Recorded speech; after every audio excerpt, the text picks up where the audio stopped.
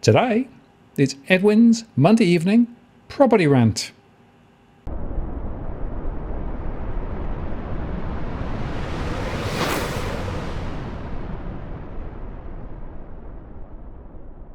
Hello again, it's Martin North from Digital Finance Analytics. Well, latest post covering finance and property news. Monday evening once again. Can't believe another week's gone by, but Edwin's with me once again for another rant. Hello, Edwin. I think we've had the devaluation of the day, not the minute. It's getting that way. As long as our lives don't devalue, that's all I'm concerned about. It is pretty crazy. But boy, so much to talk about again this week. I guess we could almost do a rant every day with all the articles popping up and all the spruikers merrily spruiking and all the announceables and being announced from governments left, right, and centre. Crazy times.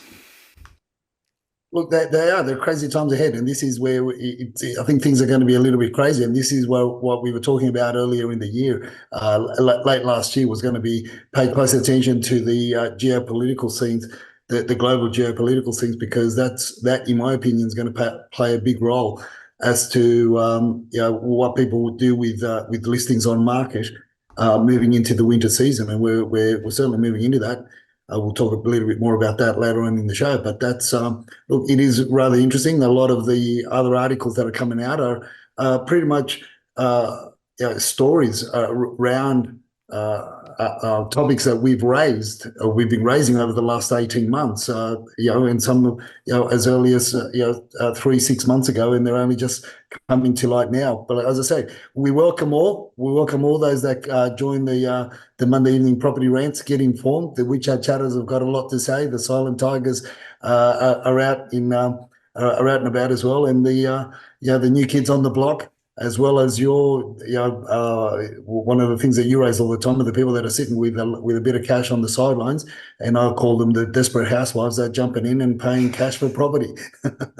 Well, yeah, we'll cover that because there were a couple of significant media appearances I made this week in the newspapers, and I was trying to drive out the intersection between politics and property, because I think people need to understand that property is more driven by politics than economics. Yeah, which is a rather interesting point, and this is where even our good old mate Dick Smith has jumped in. It's not just recently, but he has been jumping in with his commentary around the migration and the migration policy of the current government, as well as driving everybody to high-rise developments, which is something that we've been talking about. This is the definition that we've asked the politicians of both persuasions to tell us back when the Liberal government were in power federally, and as well as in the state, were holding the seat to the state. And I'm sure our old mate Don Perrottet is watching the show as we speak. But this is where we're asking the question: define a home. Define a home. And the second part of the question was always, where are these homes going to be built? Yeah, well, those are really good questions. And the Daily Mail article, I actually made a show about it yesterday because I thought it was quite significant, was Dick Smith saying, look, the next generation of Australians will effectively be sentenced to living in very small high-rise apartments with meagre incomes and not much future. And he was basically saying that you won't find houses, you just find all of the houses being knocked down and converted to the high-rise landscapes of the future, and drew parallels with China. Now, there are some really important messages here in terms of questioning, I guess, what sort of picture do we want? What sort of society do we want? What sort of suburbs do we want? Because at the moment, some of our politicians are really just saying, well, you've got to build higher. You've got to build higher density, et cetera, despite the fact that, by the way, often higher density doesn't mean cheaper properties. It costs more to build higher because you need more materials. You have to go further down to the basement to plant the foundations. And the other interesting observation... Go ahead. And the other thing to that, Mark, the other side of that coin is the ongoing costs. The ongoing costs that you have to pay in order to. But again, I go back to what I used to talk about back 15, 17 years ago, when in the early 2000s, which is a bit longer than 15 years ago, were talking about the fact that a lot of the developers don't know how to build. A lot of our building companies, there's only a handful of building companies, first-tier building companies that can build high-rise. But the other point of that, the other side of that equation also is the fact that not a lot of the landscape in the eastern part of Australia should be built on where you've got anything deeper than 2 basements. This is why I'm calling these high-rise developments that we're building, contrasting them and comparing them to the tofu construction or tofu apartments that they have in China. I'm comparing them and I'm calling them the Pavlova developments or Pavlova apartments. Well, that's right. So, the fact of the matter is that there are huge defects.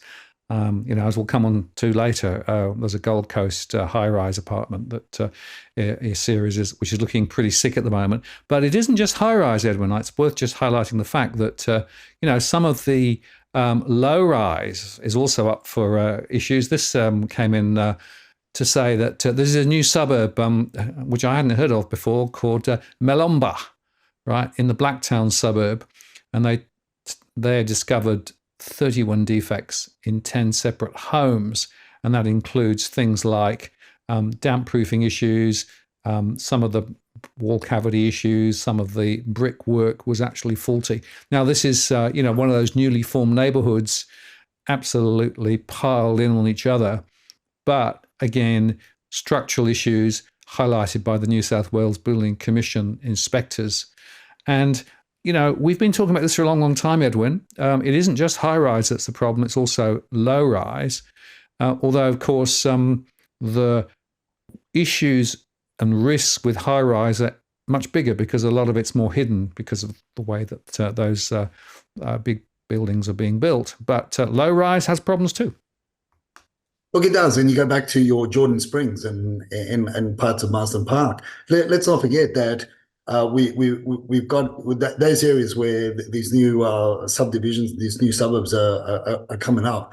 It's a lot of it's reclaimed land where one year or another it was considered to be 1 in 25, and best case scenario 1 in 50 flood zone, and they've raised in parts around the Marsden Park in these areas that we're now talking about. All they needed to do was raise the level of the ground by 100 millimeters, which is only 10 centimeters, in order to comply and go from 1 in 50 to 1 in 100. So now you've got issues in your Jordan Springs and those areas there where you've got with a lot of the rain, the ground is just soaking up a lot of this ground, and it's not going into you could say it's going into the drains, but a lot of the green space that these houses have to, or the developers have to allow for in homes. So in other words, that's open green space, open turf, a lot of water still seeping into the subfloor areas and subfloor structures, and people don't realise how far and how strong that movement of water underneath the ground. And it could be, it could be a couple of meters, could be 3 meters, could be 5 meters, could be 8 meters underground, and the water will move, and it'll make its way to the surface. It'll go from one part of the suburb to another. I mean, I've got building inspectors that work with us, that work alongside of us, that do our inspections, and these are seasoned builders that have now become building pest inspectors. They've been in the industry, in the game for 34, one and the other one's 37 years, and they will tell you how they have seen over the years, just residential homes, single level homes, freestanding homes, being built in areas where when they were apprentices, you wouldn't think twice about building there. But it goes back to what the developers do, what the landowners do, in order to make them comply with the current regs and get them. But the people that are buying these properties, they don't know the historical reference, and I encourage people to look at historical floodplain maps in the LGAs that they're looking at buying. I encourage people to look at the topography, the topography of the landscape, and it could even be a build-up area that may have been built up for the last, been there for the last 30, 40 years. You just need to look at the contour, the topography of the area, and you can see the natural waterways. Hence the reason why you've got it's not flat all over Sydney. You got your hills, you got your valleys, you got your steep areas, you got your areas in the Shire where they're basically homes are built on cliff sides. And with the torrential downpour over the decades, the more torrential downpours we get, the more we're going to find a lot of these homes in in the Warrenora or any other river. You've got those areas in the Windsor Way, and you've seen how many homes just got washed away. I mean, the landscape is forever changing because of these as the weather patterns have changed, over the decades, and the more we build, the more we divert the waterways, the natural waterways, into man-made waterways. Obviously, there's a lot of unknowns that's going to happen. Look, all I know is that these areas where these new homes have been built, you got to tread with caution, and they're not cheap either. These new developments, Martin, they're not cheap. We've got areas in your Killervilles, your North Killervilles, where blocks of land are selling, upwards of $1.2, $1.3 million just for the bloody block of land, and then you've got to still build on it. So the costly in these new subdivisions, the land envelopes are anywhere between 280 and 300 to 320 square meters, which is really nothing. Which was the space that was left over. In decades gone by, it was the space left over as green space after you built your home on your 600, 580, 600, 650 square meter block of land. So the block, they're putting a lot more roof space, and a lot of but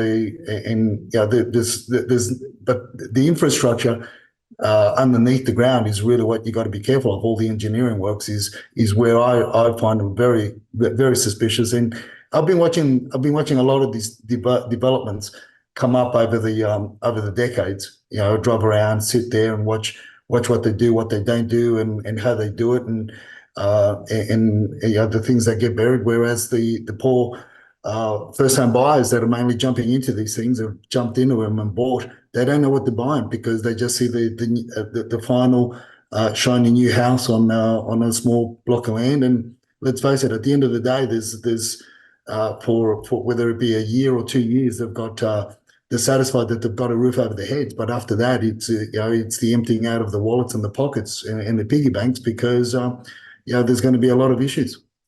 Absolutely. And I always recommend that people look not only at the historic flood, but also look at the flood maps that actually the councils have, because they've actually got views as to where the flood levels are now and where they're going to be ahead.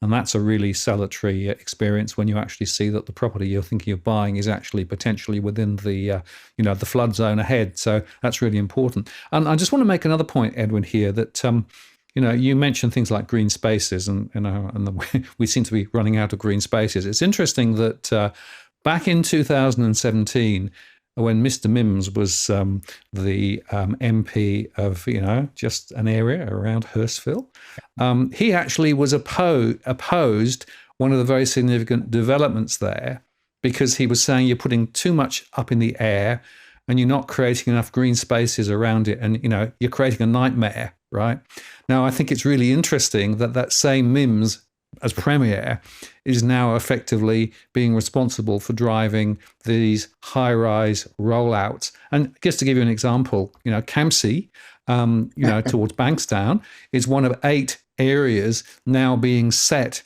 as an area where they're going to try and build high. This is on transport links, etc., etc.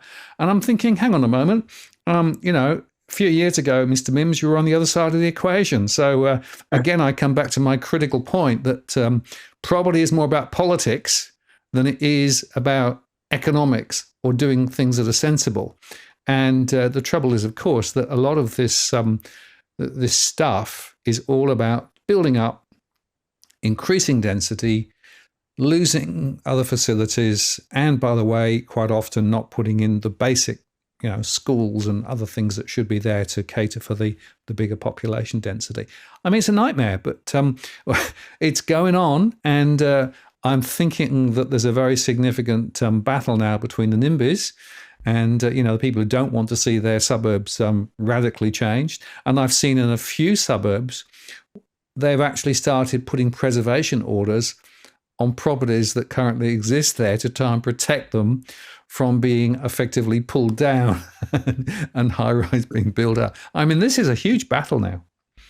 Yeah, that's right. And this is what we raised last week, which is you got your Woollahra that are trying to put a heritage covenant over the properties close to the railway station. And you're going to get the same with a lot of LGAs. Are going to be doing the same thing, and take note. So Mims has got a fight on his hands. But look, there's two significant points, Martin. One is that we raised a while back. I can't remember exactly whether it was 8 months or 12 months ago. We raised the point about Kempsey becoming very significant, because that's where a lot of there's a huge concentration of little brothers, little sisters, mid-tier brothers, and the Gontos and the Lindales. And the snakeheads, they live over in the North Shore. But this is where the huge concentration of your workers are. So look, they've got the workforce there. So good luck to Mims for that, because the workforce is predominantly centred around Kempsey at the moment. Kempsey, Auburn, Lidcombe, that's where a lot of them live. Now, but the other thing is, Martin, is one of the other significant things that I'm sure you weren't aware of, and this is hot off the press. But if people call fair trading, I'm not saying that you should call fair trading, but what Dusty tells me is that from last year when we were talking about the figures, the licensed real estate agents, or people that hold licenses or certificates in real estate, went up considerably from 54,000 to 62,000. And that's grown over the last 2 years. I don't know what happened 2 years, Martin. I really don't know what happened, but somebody tells me it was an election. And Dusty says the increase in the figures for real estate agents, a lot of it is because a lot of the politicians from both sides of the equation, they went and got real estate licenses. So all you can, this is the stuff that Dusty tells me. Well, yeah. Well, we've argued quite consistently that many politicians clearly are interested in property. I mean, almost you have to be owning a property portfolio if you want to stand for Parliament. Isn't that true? Well, that's it. And I'm sort of, look, if I come across Chris on my travels, I'll ask him whether he's what real estate group he's a member of, whether he's a member of the Institute or whether he's a member of the other mob, the what I call it, the real estate guild. So we'll see. We can only see. But this is it, right? That's just as we said. Yeah, that's the future. It's an industry in its own. And they'll change. They'll spin on a 2-bob piece. They'll change their mind and they'll do whatever they want. I mean, this is the thing. And now you watch the push, Martin, for this whole new thing. Remember, a week or two ago we spoke about the article that was on REA with regards to what was happening with our cousins over in America. That there was this push for joint ownership of property with friends, or you set up, and we spoke about the dangers of that. But now there's a huge push. There's actually an app that's totally solely dedicated to that, and it's going to be launched. Apparently, off the top of my head, it's Coopity is the app. I believe it's called Coopity. And it's supposed to assist people to how to jointly own, with friends, neighbours. Look, I'm not going to join the app until they put, your pets in there. They can own property with pets. Once they do that, then I'll become a member of the app. I'll become an avid subscriber of that app. But and I'll also contribute, I guess, to the app that will precede this app, and that will be Code Jeopardy.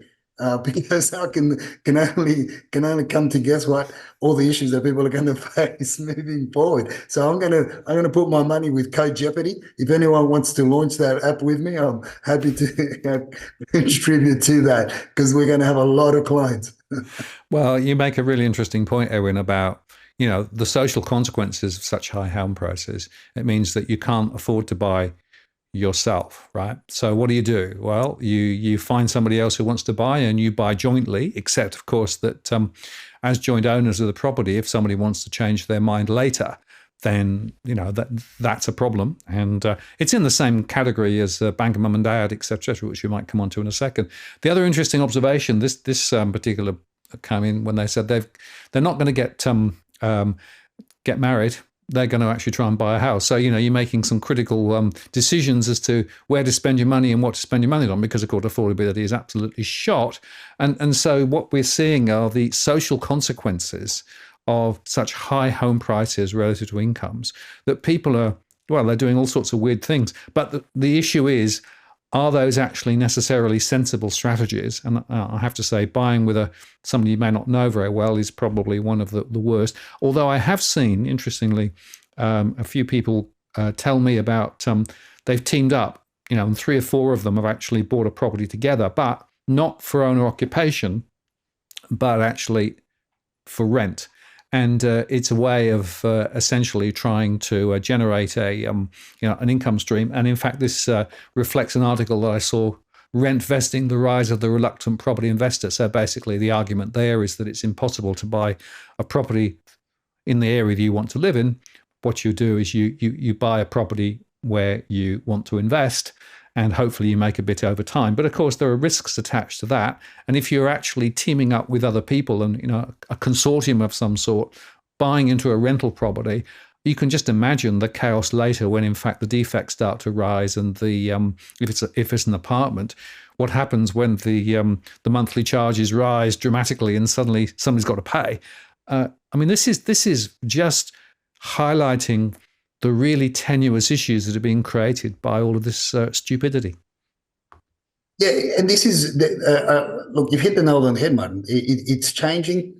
It's changing a lot of the ways that young people are going to be doing and transacting in property, and it's forcing them.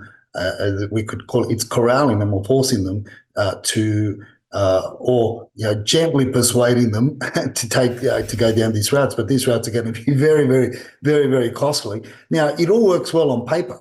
As I said, that's one of my favorite things. It all works well on paper. It all works well and it looks great on shiny 120 GSM gloss paper. Our brochures look really good.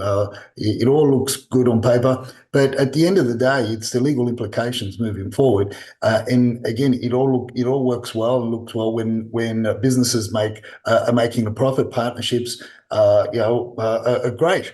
But when they're not making a profit, or when people have got to inject more, as you say, into an investment, you got to inject more, and it's costing you more than what the benefit that you're gaining. That is when the legal implications kick in, and that is when co-jeopardy come into its own, because we're going to have a whole bunch of solicitors and property barristers at court to help.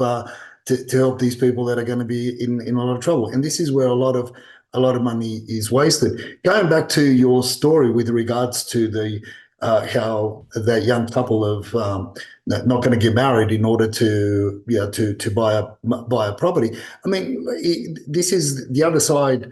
Again, on the other side of that equation, Martin, is the horrendous cost that cost a wedding. It's I don't know if you've got any plans of late, or making any plans, Martin. I don't know what's happening over there with you and and your suitors over in England, but here in Australia, it's you're not going to get much change out of $100,000.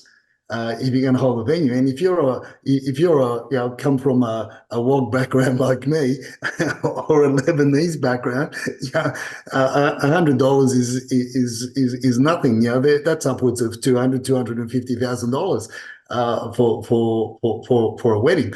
The cheapest one that a friend of mine that just got married, and he said he got out of it cheap, and that was one of our colleagues that Vietnamese community. They do them cheap over in Canley Heights. You can do a wedding there for 100 guests for just on 60,000. That's the cheapest I've come across. So it's not cheap. Getting married isn't cheap, and then comes the diamond ring that depreciates in value anyway. You pay upwards of 25,000, and for the engagement ring and the bloody thing, as soon as you give it to your fiance, it's down to about 50% its value, and that's if you didn't get conned into buying a man-made stone. All these things. Marriage is thwarted with many obstacles, Martin. So is buying property moving forward, and with these new apps and these new things. And this is the unfortunate thing. But I go back to my point that I've been making for over 2 decades, and that is the LGAs have, by not allowing small and medium density development, as the population grew, they've created a huge problem. I mean, notwithstanding the fact, the current immigration policy that we're on. I mean, outside of that, even outside of that, there's always been this issue that I've had with local governments in not allowing small, medium density development because of your NIMBYs. But they've created a cross for themselves. They've created a problem for themselves, because now even the NIMBYs that are retiring, the empty nesters, and they want to retire, they want to downsize, they can't. Stay in the suburbs where they've lived for the last 40, 50, or 50 or 60 years or so, because they can't downsize, because the properties that they want to downsize on, they're competing with other downsizers. They want to stay in the same area because the kids live in the same in the surrounding neighbourhoods, and the children are there, but there's nothing available. So it's a problem that they've created for themselves. I don't believe that the answer is high rise, like the current government are pushing for high rise to Pavlova developments. I've always said the answer is your small and medium density developments in and around the suburbs, and then it does 2 things. It quenches the values of properties to an extent, and it creates entry-level property as well for the downsizers, in order for the young families to move into the homes that the bigger homes, and so we've got a vicious circle at the moment, a vicious cycle, I should say, because of all the I don't want that the different political parties, or the political parties of different persuasions, have pandered to in order to get a vote. Now we've got a major problem in our hands, and on top of the main issue that we have with the immigration policy. Yeah, well, we might touch on migration a little bit later, possibly. But it was quite interesting because, of course, the old journalists are still spruiking, and this was one that came out this last week, the 10 Sydney suburbs where you need to buy now before all the house prices there go through the roof, right? And it includes quite a few places, including Mount Druitt, right? So despite the fact that Mount Druitt houses fell 4.2% over the last year, and units there fell 3.8%, they're saying it's the place to buy. And their argument is, of course, lack of supply, high demand, et cetera, et cetera. I have to say this was just in my mind, a significant spruiking piece. And it also comes in the article that Oxford Economics modelling showed that median price for Sydney is on track to hit $2 million by 2027. Now, I have an issue with that too, Edwin, insofar that unless you actually end up with incomes following, it's unaffordable. And I'll also make a point that some of these areas that they're calling out here, I'm seeing some of the highest levels of mortgage stress anywhere in the country. So, there's another side to this story that is actually definitely not being told. And yet the spruikers are still at it, wherever you look. Spruik, buy now. It's going to be cheaper now than later. Yeah, look, with regards to just the point that you raised there with one of the suburbs being Mount Druitt. I mean, it's the entry point there. You can get a house there for 620, in the early 600s. You can get a real derelict piece of a house. If you want to call it a house, I call it more like an asbestos riddled shed. on a block of land, and you could be paying 550, anywhere between 550 and 600, and this is where they make the point that the prices are gonna rise. Look, there's a lot happening in the Mount Druitt area with Westfield's shopping centre. One of our colleagues, our new kids on the block, opened up two shops there in Westfields over the weekend, and I was there. We were there in support of our team member there. And it was interesting because I hadn't set foot in the Mount Druitt shopping centre for for over 6-7 years, and just to see what's there and who's buying what and what they're spending people are spending money on, and just looking at what the previous government was gazetting for that whole area. So I guess between Mount Druitt and St Mary's, you've got a huge push for upzoning and ramping things up, because St Mary's is going to be a central hub to cater for the transport into the Badgers Creek Airport for the light rail. So there is a lot happening there. So maybe that's a point, but people have got to be careful. As you say, Martin, people have got to be careful, because not every house is going to go up in value, particularly if you're sitting, if your patch of land and house that you got coming to buy and sits behind some of these, what we used to call the housing development blocks that are still that haven't been maintained by the governments. They haven't been maintained. They're derelict, and there is a fair bit. But I can only imagine the sad thing about all this, Martin, is that a lot of families that are struggling, a lot of families that are in that lower income brackets that live in these areas are just going to get pushed out further out. And where do they go? Apart from caravan parks around Mandilo and those areas, and perhaps in tent parks, and that's what's happening, because obviously money that's closer to the central hubs, you're closer to your Penriths, closer to your Parramatta's, and are just not cutting the mustard. So they're moving further out west and driving a lot of these families that have been there for decades, and they're just being pushed out. So look, there's a lot of changes, but at the end of the day, show me the infrastructure. Show me the apart from transport hubs going into the airport or shopping centres. I'm talking about real infrastructure, such as hospital facilities, educational facilities, and the like. Look, the same thing we saw in parts of Campbelltown as well, and we spoke about it a month or two ago, how that market was going to go crazy, and it has, and it continues to push higher. A lot of people pushing the barriers, where in some parts where, like your rabies and the likes, where you wouldn't you wouldn't dare walk down there in the middle of the day, let alone at night time, on your own. But changes, and a lot of these the people that live there, they've been pushed further out, and only God knows where they end up. No, well, tents are becoming very popular, unfortunately, in some areas. And, there's some other factors too to bear in mind. The first is, of course, the expectation now is that rates will be higher for longer. This article here says rates won't be cut until 2025. Dr. Ellis over at Westpac says the RBA probably won't need to put rates up again, but some other people are saying they might have to. So that's one factor to bear in mind.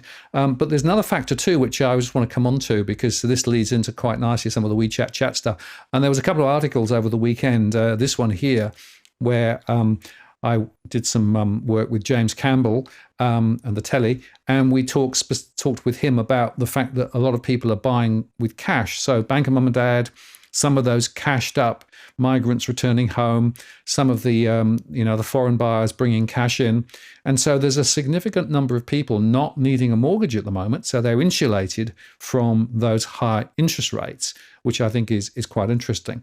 And so on one day, James highlighted the research. The next day, he made another stab at it, but was drawing very strongly the connection back to politics again, and making the point that Labour needs a property boom fix to stay alive, because without it, there's not a lot of hope. Now, there's probably not a lot of chance, because we discussed earlier, the fact is that a lot of the politicians are very much linked to property. But it's quite interesting how that all feeds through. And then, of course, what you did was you actually highlighted some of the the WeChat chat reactions to it, which I thought was quite interesting, right? So, I've made it in lights in WeChat chatland.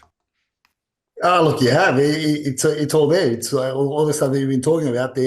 They're talking about it. It's not so much the articles that we're posting up there on the screen. It's more the chatter about what's being said in the articles. What you've been commenting. What we've been saying on the Monday rant. So there is a stronger following of the WeChat chatterers. And likewise, I can see that there's a lot of people that are picking up on the stories. It's interesting how the WeChat chatterers have been moving the needle in a lot of the Sydney markets, and it takes a while for the mainstream to pick up. But look, and now it's sort of done its the full 360 circle, where the WeChat chatterers are talking about yourself, the FA, and what goes on in the what we share, what we talk about on the show, and the many other videos that you do. So, as I said, the most interesting things is not so much the articles, but it's the chatter, the chatter that goes on, because they are very much, they get really much in, they really get into the nuts and bolts of the many things that have been shared on the English platforms, on Domain, REA, AFR, things that get released with regards to PropTrack and everything else, yourself, DFA, but they're all centered, goes back to the fact that they are totally convinced that rental increases will continue, which is pretty much on par with a lot of commentary that's going on. They're saying yes. There's a lot of interest in building, and that's part of that article that we shared, that you just shared there. There is a lot of interest in building, which a lot of people are talking about. But what they're saying is interest in building is one thing, building approvals is another thing, and this is where we go back to the announceables. There's a lot of chatter about building, but there's nobody's really putting, not many are putting shovel to the ground, as I say. I like to use the term, that phrase there. Putting shovel to the ground is when we start. And then the other question is, do we have how many builders are left standing that can actually build? Is the question that our mate Bob the Builder would like to know, because we're certainly not importing the right level of builders at the moment. So that's the other thing. Obviously, they were trashing. They in the commentary, they're talking about how you're trashing the government policies, Martin. Been doing that for a long time, Edwin. I've been calling out the fact since 2001. I've been calling out the fact that the bear traps were being laid, that property would become unaffordable, that the banks' balance sheets would get bigger and bigger because they're lending more, that the high migration would push prices high. I mean, it's all come true, unfortunately. But of course, that doesn't mean it's not going to continue, right? Unless politics change, and I don't see much on that front. And just on the migration front, it's worth just highlighting the fact that the international students, are pouring in still, despite all of the announceables about trimming back the migration. And so, it basically has a significant impact on rentals. And that's a really important point, because there was some data that came out quite recently that showed, this is it, that the median asking rent continues to rise. Sydney and Melbourne is where it's highest. But actually the growth over the last year or so has been much stronger in places like Brisbane and Perth, and indeed Adelaide. And whereas the growth in Melbourne is quite a lot slower. But the other part of this particular article also made the point that people with full-time work are now doing other jobs on the side to try and actually generate a little bit more to be able to pay the rent. And we've been talking about this, Edwin, for quite some time. So no surprise to us, because we've been tracking the higher rents. We've been tracking the multiple jobs. It's also in the ABS statistics on employment as well. So, the side hustle has now become the side hustles. Yeah, well, this is what we said, early last year. We coined 2023 the year of the hustle, hustle or perish, and that was all to do with inflation, inflation for inflation and every other inflation that comes to mind. That was all going to happen. It's all the chickens that come home to roost. A lot of the things that the WeChat chatter is also talking about with all that, Martin, is the fact that it's hard for young families or even the older generation to move into real regional areas of New South Wales or any other state for that matter, because of the fact that they don't have the medical support for the young and for the elderly. The elderly are finding it hard to become mobile. Young families in general find it harder to find work as well.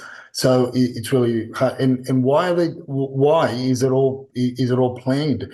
Is the bigger question here, which I think it's a rhetorical question in itself, because if you start closing down your banking institutions, you start closing down your banking institutions, then business dies, and a lot of people are finding it very difficult. So it's really this huge move. Call me a conspiracist, tell me that I read too much into conspiracies, but even before people started talking about 2030 agenda, you and I, 3.5, 4 years ago, we put out that podcast, that video on all roads lead to Sydney, and that's when we started questioning a lot of these things, because it became very graphic when I started looking at how things were not being put in place, how developments were not being supported by government infrastructure back 4 or 5 years ago, and I started looking at the planning maps of Sydney and the Greater Sydney regions, and it was very clear to me at that time, and that's why we put out that show, all roads lead to Sydney. I didn't know anything about the 2030 agenda. I didn't know about the 15-minute cities. Didn't know anything about all that. But it's all slowly corralling and going into these high-rise developments, which you and I, ever since we started sharing on the shows for many years, and even before on social media when we started connecting, we were talking about and even before I met you, I was speaking out against high-rise development and how it wasn't the way it was in the 70s and in the early 80s when I was knee-high to a grasshopper, and young families lived in apartments as a stepping stone to move into subdivisions, into your Blacktown LGAs back then, into your Kings Langleys, into your Kings Parks, into your Balcombe Hills, Winston Hills, and all these areas, and now because it was a progression, but now you can't even do that because of the shortage of properties on market, and the simple fact that we can't build, and everything's pushing towards high density with a lot of issues, and you got to be. You got to have rocks in your head to go into purchasing a lot of properties off the plan from a lot of builders and developers without doing any proper due diligence. Spot on. And talking about trouble in the high-rise sector, this, of course, is a very relevant article now with a trouble-plagued half-built Gold Coast dual tower development has been forced back to the drawing board in a bid to bail itself out of deep water, literally.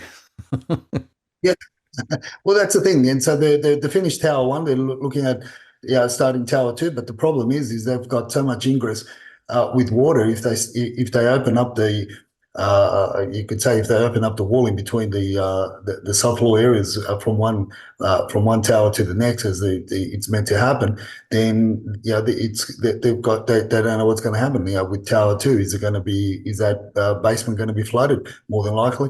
But there's a lot of issues. So they're trying to change the trying to change the development by bringing the two basements into level 5, into level 5 and 6, and they're going to want to introduce car lifts to take the allocated parking areas into level 5 and 6. I mean, look, again, it all looks great and it all sounds great, and it looks great on planning, on paper, on shiny brochures. Yes, come into this development. You not only get your lift to your level, but you don't have to get out of your car in order to get to your level. To your actual your floor, all this sort of shit. But the thing is, at what cost? The developer, the builder, foots the bill when building it. But moving forward, maintain these new contraptions, maintain all these new facilities and all these swanky things. And this is what people are just, these buildings that they build up in the Gold, they love to build up in the Gold Coast and in Newcastle, where you've got massive shopping centres underneath. And I mean, you don't have to go past the Auburn development that's got issues with the shopping centre underneath. And many developments around the mixed-use developments in Sydney, just to steer clear of these other developments that push the boundaries of height and as far as I'm concerned, you're building on shifting sands up there anyway. So people need to realise more and more, and I think the younger people are a lot smarter than what these developers and builders give them credit for, because I think they're realising that it's not just the cost of the initial cost, but it's the ongoing maintenance. The unfortunate thing is, Martin, that a lot of these developments will once again will start being targeted to your WeChat investors or your Asian investors or even your new kids on the block, because they don't know any better. They'll buy them because it looks nice, swanky, and it's the Gold Coast. It's this, it's that, and then we'll end up with not $1 million ghettos. We'll end up with $1 billion ghettos the way we're going. But then again, that's that. When people abroad see that, and then they see what our mate Chris Mims has just his government has just bought off the plan apartments, affordable social homes. Look, that's good. It's good that they're doing something, but it's high-rise development. They're going to put 389 families in high-rise development. In Macquarie Park. And how long before those developments become ghettos? But my take on that is, well, that's great. It's good. It's it's a step forward, or one step forward. But from what I've tallied up, 389 plus 35 up in Riverwood and all the numbers that I've been able to collate, it still leaves 1,199 107 new homes to build or to buy, as far as I'm concerned. It's not really making a dent. When you start correlating that with the population growth of the population growth of Sydney, all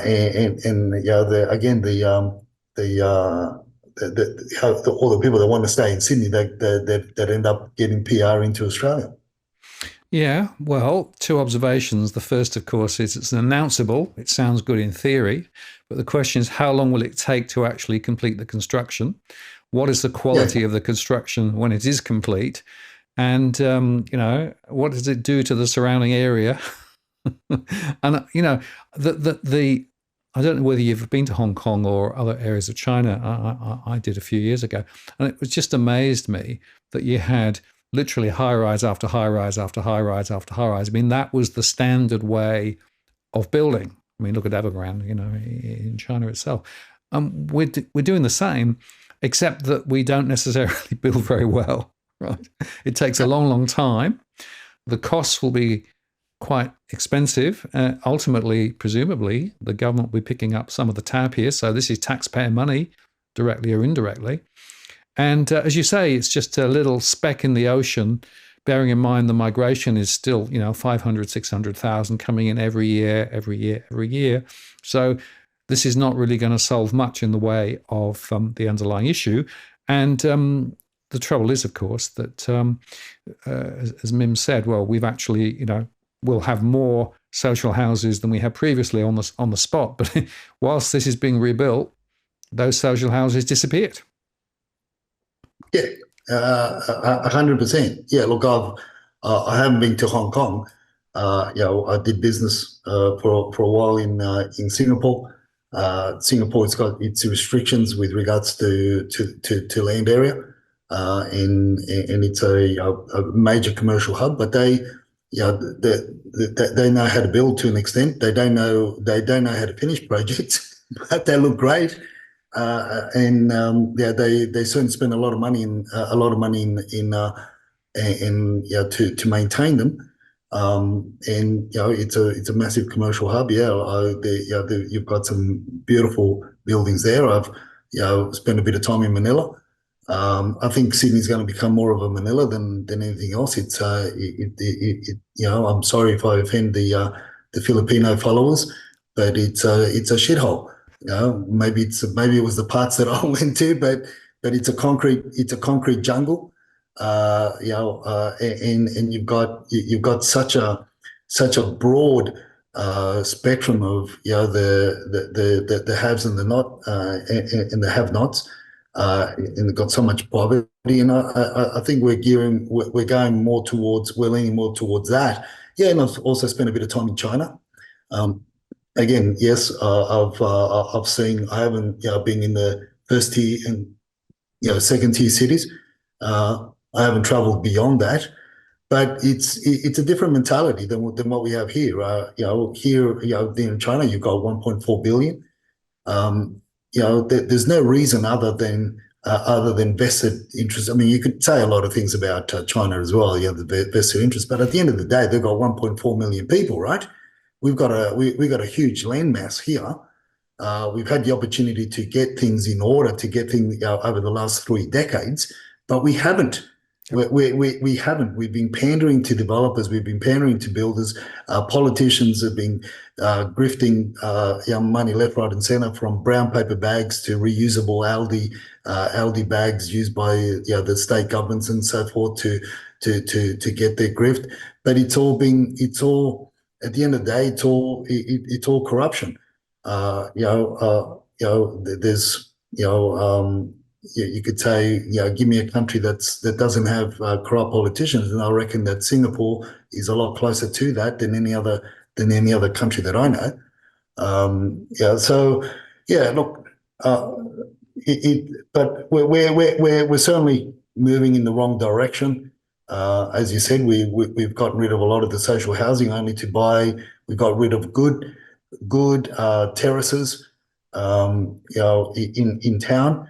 Sold them for a song. Within months of them being sold, I wrote articles about how a lot of properties were undersold at that time.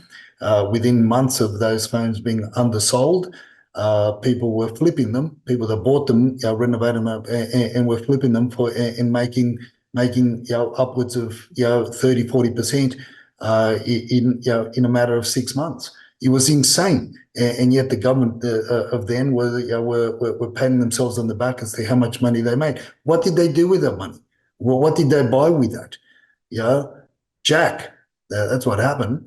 So look, that's the unfortunate thing, Martin. We continue to walk the path, and whilst there isn't a stop button on immigration, we spoke last week about what the WeChat chatterers were saying, that they're being on point with that, the fact that yes, there was going to be a reduction or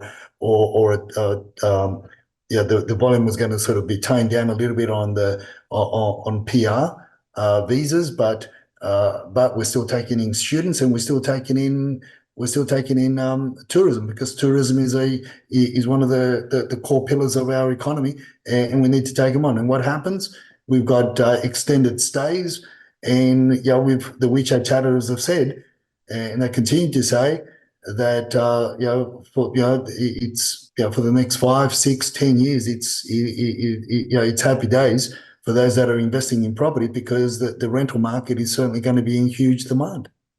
Yeah, absolutely. And talking about the property market, Shane Oliver at AMP occasionally comes out with an interesting note, and he's actually come out with 7 things you need to know about the Australian property market. And a lot of what he said is, relatively sensible.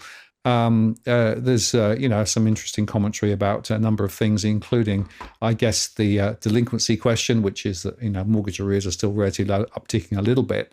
But Edwin, he missed something rather important, didn't he? Oh, look, he missed the important part. It's really 8 things you need to know, not 7. Shame on you. When I read that, it's 8 things you need to know. Number 8 is politicians have a love affair with property. And that's number 8. I'm gonna after the show, Martin, I'm gonna take this section of I'm gonna clip this section, and I'm gonna tag Shane Oliver and tell him, listen, mate, you need to change your article from 7 to 8. Yeah, and he makes some very important points. Property is expensive. It's pretty diverse. Mortgage arrears are low, as I said. Things like interest rates still matter, although we've said earlier on that rates probably will stay high for longer. There's an undersupply, and by the way, forecasting home price movements are pretty hard. And in the long term, in the very long term, he argues that returns on shares are relatively similar to property, which is quite interesting. But the political dimension, right? Like I said at the top of the show, Edwin, this is much more about politics than economics, right? The politics have been driving property in Australia for at least 30 years. And in the last 20 years, and particularly the last 10 years, it's more and more a political question rather than economic question. And there's no sense that I have that this is going to change anytime soon. So, if you don't overlay the political landscape, then all the economic modeling goes out the window. Look, that's right. And this is whilst you've got that, the political aspect of it, weighing down on the property market, it's in on this whole love affair the politicians have with the property market. Hence, there's no real change to assist the local battler. Whilst we've got that, we're not paying attention to the many construction companies that are going bust. We're not paying attention to the many that are coming out of or dropping out from the construction industry, which we need. We're losing our seasoned tradies. They've had enough, because as developers go bust, as builders go bust, they go down with them. They've had enough. They'll either find a part-time job or go casual or whatever, or they've made enough to basically be semi-retired, if not fully retired, and they're just they're moving on. We're not looking after our young tradies that are coming up through the ranks. We're not looking after our apprentices. We're not looking after local talent, and in that politicization of the market, of the property market, now we've got the unions, digging deep on the current government and helping them and assisting them with policies moving forward, which hampers any future prospects of a real kickstart to construction, and so we go back to your favorite topic, Martin, and that is announceables. It all becomes announceables. We talk so much, they talk so much that they're going to do this, they're going to do that, they've done this, they've done that, but in the grand scheme of things, when it comes to productivity, it's very little noise it's very loud, and in the meantime, it's the young, it's the the young, the elderly, and in between single parents that are that are getting done by under this the mayhem that they've got us into. So yeah, Shane makes a point, makes good points. The points that we've raised. The interesting one that caught my attention there was the one of obviously with regards to with regards to mortgage delinquency was very low, and but who's to say that that won't change? And I think he's also missed out on the fact that of the surveys that you do and what we've been talking about, how many are buying property in cash and are outbidding out whether it's for bragging rights or whether it's for need or whether it's out of desperation, they're paying cash for property because they've been sitting on the sidelines for way too long. And that's it. And whilst the numbers remain low, it's all systems go, unfortunately. Yeah, well, let's just look briefly at the numbers because some things have changed a little, but not much. So if you look at Sydney, on the 8th, we had 16,033 listed. If we jump forward to the 15th, it's 15,993. So there's a slight drop. And you can see there that the trends now are, pretty much tracking the same as last year now. So listings are going sideways. Well, if you compare that with Melbourne, last week we had 27,226, whereas on the 15th it was 27,535. So the divergence between Sydney and Melbourne is still there, Edwin. Yeah, it's still there, and it's growing. If we recall, we had over 500 properties that dropped on the Melbourne market last week, and we've got close to 300 properties, just over 300 properties that have dropped on the market, or so the numbers. So people still wanting out of Melbourne. Unfortunately, I couldn't get a caption for "Get Out of Melbourne" segment today. I didn't have enough time to look for one.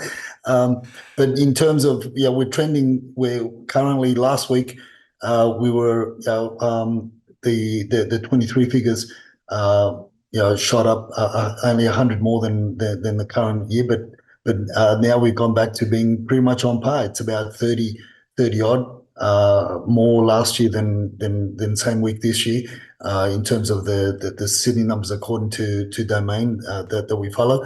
But we'll see what happens moving forward. We are going into the school holidays, so we'll see if there's a further drop off. And once we start getting into the colder months of winter, well, we'll probably have a further drop off again. But again, I want to re-emphasize the fact that we in Sydney, in the Sydney market, obviously in Melbourne as well, we're approaching winter, but in the Sydney market, it's we got a much higher demand in terms of people wanting to come in, whereas in the Melbourne market, we've got a higher need for people wanting to get out, which are your investors, which again, we spoke about that before the mainstream and other property commentators were even thinking about it. Yeah, that's right. Well, Get Out of Melbourne is still there, and the rental returns in Melbourne are still going backwards. And I mentioned earlier on that the vacancy rates are higher now in Melbourne, considerably higher than Sydney. Let's just quickly look at Brisbane. So in Brisbane last week, there were 3,283 on Domain. This time, 3,333. So, not much going on, but still huge demand. And the intelligence seems to suggest that demand for property up in Queensland is continuing. Strong migration up there still. Strong growth in the costs of rents as well. And interestingly, the net returns from investment property in Queensland still remains a lot higher than Sydney or indeed Melbourne. It's only matched by returns in Perth and Adelaide. So the smaller markets are really now where a lot of the investors are concentrating. Yeah, but let's not forget that we're still tracking just over 1,000 less properties on market in the Brisbane region this year than what we had last year. So again, greater population growth, greater concentration of investors looking into that region, less property, you're going to get, prices will continue to rise, and the rental returns will continue to increase there as well. Yeah, and here's an article that just underscores that Queensland is now ground zero in the battle for affordable properties between first home buyers and investors, amid fears that many will miss out, with the odds skewed in favour of the landlords. So there you go. And they highlighted a few different areas. This is from CanStar. But that's a very significant and relevant talking point. So, Edwin, let's just switch over to look at the auctions. The auctions are still bubbling away. Yeah, look, they've slowed down a little bit. It's interesting to know the chatter around the auctions is the higher prices, that vendors are demanding. But is it really an issue of Tom ranted on over the weekend how he was totally disappointed. I think he got 3 out of 11 on Saturday, and he ranted on and raved about how vendors are expecting too much now, and hence the reason why he only had 3 out of 11. I still haven't answered his rant on X yet, and I will. I'll make a point of it, and that is to say, well, mate, what do you expect? Selling agents are underquoting like there's no tomorrow. I know in a lot of cases what the vendors want, and it's typically in a lot of the homes that I know a bit more background on the property, because I know the owners or because I know the agents that have gone in there and also given market appraisals, and they've told me what the owners want, and we're sitting 20, 25 apart. Now, they expect, if you go in there and you tell them you're going to get them, let's say, for example, 3.5, and you start guiding at 3.1, and the auction starts, caving in at around 3.2, well, Tom, you can't blame the vendor. It's what the agent told them that the house was worth when they did the comparative market analysis, or they gave them their opinion, and the agent got the listing because the agent said that the consensus was that they could get 3.5, and then they played silly buggers, and unfortunately the vendors go along with those silly buggers, and they both become silly buggers, and this is what you get, and owners won't take that big of a haircut, because they want closer, so they'll sit on market for a lot longer, and they'll go into a private treaty campaign. But nevertheless, that's in a lot of what we are seeing under the auction scenario. So there's a lot of areas and a lot of properties that are being overpriced. In other words, the agents have bought the listing. So we may see a lot of auctions moving forward, going into private treaty campaigns, and they may linger on market, but it's only a matter of time if the listing numbers continue to track low in the Sydney markets. That is, sooner than later they'll get bought. Both the vendor and vendors will get a little bit tired. They'll pull down on they'll drop their price expectations, but that's what it is, and we're going to see a little bit more of that moving into winter. It's a shame that the regulators aren't out in force like they should be, but that's what we're going to see, unfortunately, Martin. Yeah, I fear you're right, Edwin. Just before we close out, let's just talk briefly about the rentals. So in Sydney last week, there were 9,297 listings on Domain. This week, 9,514. And last week in Melbourne, 8,713, now 8,675. So in both markets, the demand is still very strong relative to the supply. And I'd also make the point that some of those listed properties are not necessarily always that attractive. I'm getting quite a lot of feedback. There's a long queues for stuff closer in to the CBDs and with access to some of the areas further out. Some of the quality of the property is still pretty weak. Yeah, this is where people have got to be very, very careful, especially moving into winter. You're going to be very, very careful as to pay very close attention.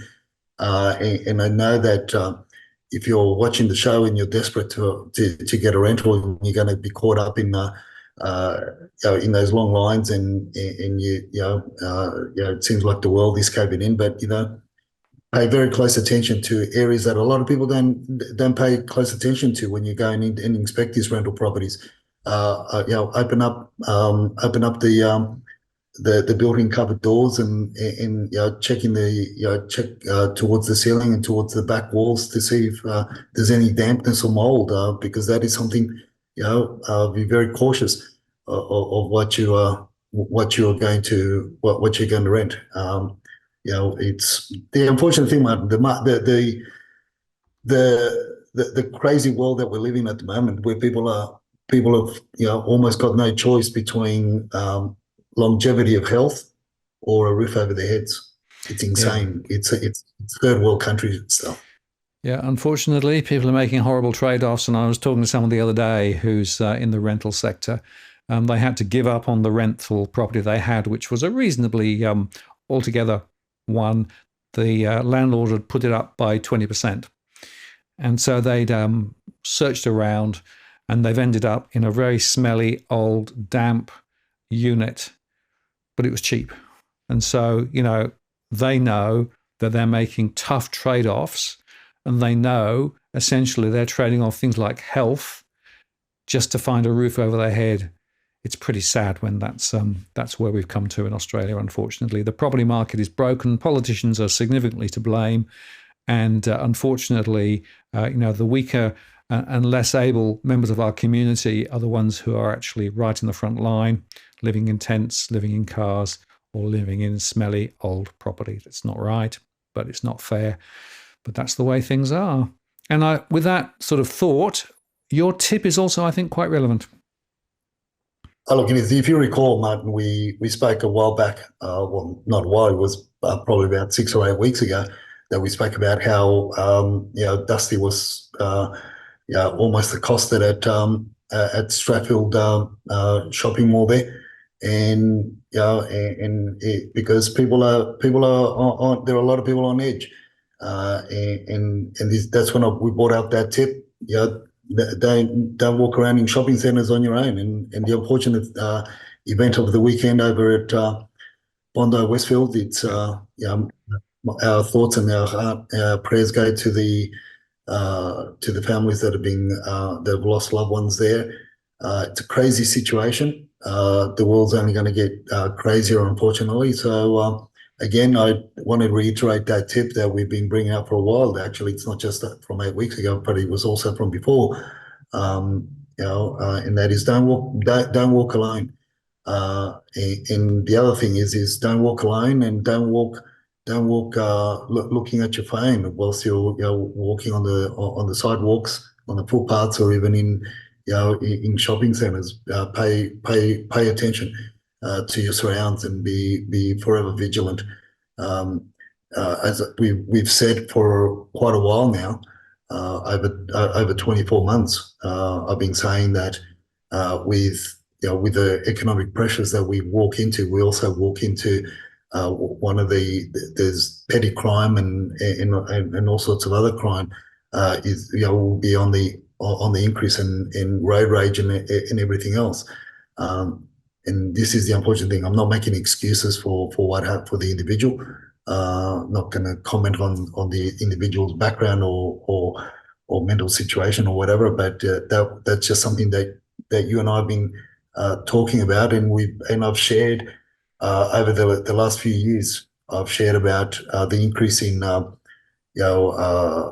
in crime, petty crime and drug-related crime over in the eastern suburbs and other parts of Sydney because of the economic situations that we walked in, and how our legal eagles that we have constant communication with, they're the stuff that they've been sharing with us.